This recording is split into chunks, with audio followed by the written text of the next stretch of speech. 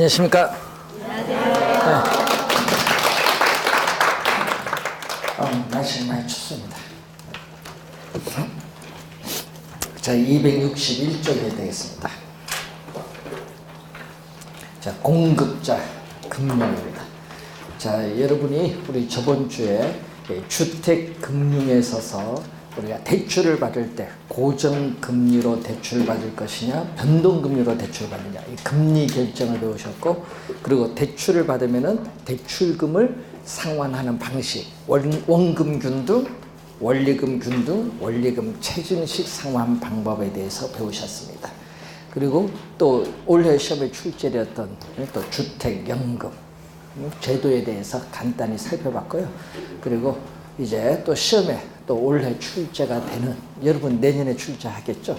이 공급자가 이 자금을 조달하는 방법에서 우리가 시험 문제 매년 출제를 하는데, 그래서 올해는 여기서 우리가 중요한 용어가 니즈하고 프로젝트 파이낸싱, 이 두 용어가 좀 중요하다 이렇게 보시면 되겠습니다.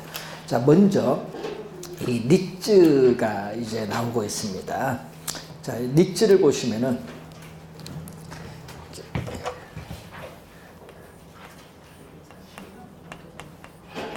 자, 이 니즈라고 우리가 읽을 때 뉴스나 신문에 보면요, 이 니즈라는 용어로 우리가 많이 들어봤을 겁니다. 그래서 이 니즈 앞에 여기에 뭐냐면 리얼 에스테이트, 부동산이에요. 그리고 이 I는요, 인베스트먼트에서 투자라고 하고, 또 맨 끝에 있는 T는 트러스트, 뭐냐면 신탁의 단어입니다. 그래서 부동산 투자 신탁이라고도 해요. 그래서 이 니즈를 부동산 거래로 번역을 하면은 부동산 투자 신탁이에요. 신탁. 그래서 우리 처음에 도입을 할 때는 은행에 뭐 계약형 니즈라는 게 있었거든요. 은행에 처음 우리가 했을 때 문정동 우리 개발 사업을 할 때 그렇습니다. 그때 이제 계약형 니즈에서 은행에서 했었고, 그래서 2001년에 뭐가 도입되냐 하면은 2001년 2월 달에 임시국회에서 부동산 투자 회사에 관한 법률이 통과돼요. 그래서 7월 1일에 시행을 하죠. 뭐가 시행되냐 하면 이 부동산 투자 회사에 관한 법률이 시행됩니다. 그래서 요 이전에 부동산 투자 회사에 관한 법률에 의해서 이 니즈를 우리 뭐라고 하냐 하면요, 부동산 투자 회사에 관한 법률에서는 니즈를 부동산 투자 회사라고 해요. 부동산 투자 회사에 관한 법률에 의해서 니즈를 부동산 투자 회사라고 합니다. 근데 이 2001년 이전에는 우리가 얘기를 할 때는 뭘로 얘기했어요? 그냥 부동산 투자 신탁. 그때 당시 뭐 은행에 계약형 부동산 투자 신탁, 여기에 그때는 좀 많았었거든요. 그래서 이 도입이 되면서, 요게 도입되면서 기업의 구조 조정 또는 부채 상환 목적이 부동산이 많았죠. IMF 직후니까. 그래서 그때는 우리가 거의 대부분 이 초기, 요 2001년 이 이후에 거의 초기에는 우리 뉴스에서 많이 나오는 CR 니즈라고 해요. 이 CR 니즈가 거의 대부분이었어요. CR 니즈, 코퍼레이트 리스트러처링이라고, 코퍼레이트 리스트러 우리가 해서 이거 구조 조정입니다. 그래서 코퍼레이트는 기업으로 번역하거든요. 그래서 리스트러처링은 구조 조정. 그래서 기업의 구조 조정을 목적으로 하는 부동산 투자 회사. 이것이 처음 도입된 당시에 거의 대부분이 다 무슨 니즈? CR 니즈. 수익률이 상당히 좋았습니다. 저도 이걸 하려고 했었는데요. 근데 그때 당시 법이요, 상당히 웃긴 게요, 우리나라 사람들 달러가 들어오는 걸 상당히 중요시 여겼거든요. 그때 김대중 정부 하에서는. 그래서 저희들은 그때 당시에 하고 싶어도 못했어요. 한국인이라서. 그때 당시에. 예? 그때 당시 우리는 보는 뭐가 있어서 이제 예금보험공사라고 하는데 거기에 부실 채권이 엄청 많거든요. 예보 찾아가서 우리 팀이 요거 부실 채권 사서 요걸 수익률을 높일 수 있다. 근데 그때 당시 우리 한국인은 달러가 없으니까 외국에서 달러 가져야 되니까 외국인에게 매각을 했어요. 얼마에 매각했냐 하면 뭐 예를 들어서 2조 원짜리 뭐 1조원짜리 이 부실 채권을 2천억, 3천억에 매각을 했어요. 예보에서. 그 부실 채권을 한 3, 4년 뒤에 얼마 2천억, 3천억 산 것을 4조, 5조로 만들어서 매각을 하고 그 엄청난 수익률을 가져왔죠. 그럼 300% 수익률이죠. 거의 대부분 그때 당시. 그걸 우리 한번 하려고 했다가 한국인은 안 된다고 해서 못했습니다. 지금도 기업 구조조정 많이 하는데 그래서 현재도요 이 CR리츠가 제일 많아요. 한 16개 정도 좀 될 거예요. 지금 한 CR리츠가. 그만큼 우리가 처음에는 거의 대부분을 차지했다. 자, 그러면 리츠란 용어가 뭐냐 하면요. 이 리츠는 여러분이 직접 부동산에 투자해서 수익을 발생시키는 제도가 아닙니다.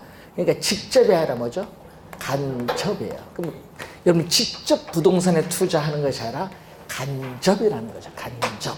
그러니까 소액 자금을 가진 투자자들의 자금을 모아요. 모아서 그 자금을 가지고 뭘 한다? 대규모 자금을 만들어서 이 자산 운용 전문 인력이 있어요. 이 자산 운용 전문 인력, 이 전문가들이 부동산 개발 사업 또는 업무용 부동산 관련 증권, 뭐 주택저당 증권이라든지 자산담보부 증권이 있어요. 이러한 부동산 관련 증권 등에 투자해서 발생한 수익을 투자자들에게 투자한 지분, 투자한 금액, 지분에 따라 배당의 형식으로 되돌려 주는 제도입니다. 그러니까 직접 투자가 아니라 전문가가 투자하잖아요. 그래서 간접 투자고 이 니츠 자체가 하나의 뭐라고 한다? 상품이 돼. 니츠 자체가 하나의 상품. 그래서 간접 투자 상품이라고 합니다. 자, 여러분 우리 부동산 말고 여러분이 펀드에 한번 투자해 보셨어요? 증권회사 가셔서 계정을 만들어서 펀드 투자 안 해본 사람 큰일 났어요. 이거. 펀드도 안 해보면 언제 옛날에 수익률이 상당히 좋았어요. 펀드 초창기에. 그래서 우리나라 이 펀드라는 게 그때 당시 옛날엔 펀드라는 용어가 안 썼어요. 언제 나오냐? 이것도 IF 직후에 나온 거예요. 직후에 이제 나온 건데 이 펀드란 용어를 우리가 처음으로 이제 또 쓰신 분들이 있잖아요. 그때 당시 여러분 분명히 이거 사신 분이 있을 거예요. 현대증권이 있었어요. 옛날에. 지금 없어졌는데 이익치 회장이 있습니다. 들어보셨는가 모르겠다. 이익치 회장인데 그분이 처음 우리나라 펀드 1호를 만들었어요. 그 펀드가 여러분 귀에 익었을 겁니다. 바이 코리아. 예, 우리나라 최고의 수익. 예, 몇백 프로가 아니에요. 1000%예요. 1000%. 엄청난. 예, 그걸 지금까지 가지고 있는 분은 대박이지. 그 우리나라에서 하면 그렇지 않죠. 예, 예, 어느 정도 오르면 환매를 딱 해버리는 경우가 많습니다. 예, 지금까지 보유하신 분도 있어요. 명칭이 약간 바뀌었지만. 예, 그래서 이제 장기적으로 가면 좋은 거죠, 뭐. 예, 간접 투자 상품. 예, 그것을 우리는 증권회사에 그걸 뮤추얼 펀드라고 하거든요. 소액 자금을 대규모 자금 만드는데 이것을 우리는 빗대서 증권회사 뮤추얼 펀드에 빗대서 리츠를 우리는 부동산의 뮤추얼 펀드라고 해요. 이 부동산의 이 뮤추얼 펀드. 예, 부동산의 뮤추얼 펀드를 우리는 리츠라는 용어를 사용한다. 리츠. 예, 소액 자금을 가지고 대규모 자금을 만들었습니다. 그래서 이제 부동산에 처음에 우리 리츠 나올 때요. CR 리츠죠. 거의 대부분. 그 CR 리츠 중에 우리 코크랩이라는 게 있었어요. 옛날에.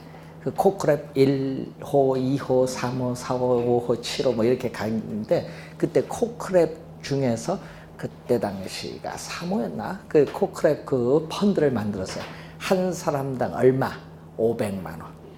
한 구자 500만 원. 그럼 두 구자면 얼마? 1000만 원 이렇게 받는 거야. 그래서 돈 얼마? 3천억 모집한다. 신문 공부를 하겠죠. 그래서 여러분이 신청을 하면 돼. 근데 수익률이 높으니까 어떻게 돼요? 신문 공고에서 몇 월 며칠 몇 시부터 받습니다 하는 순간 어떻게 돼요? 저희들은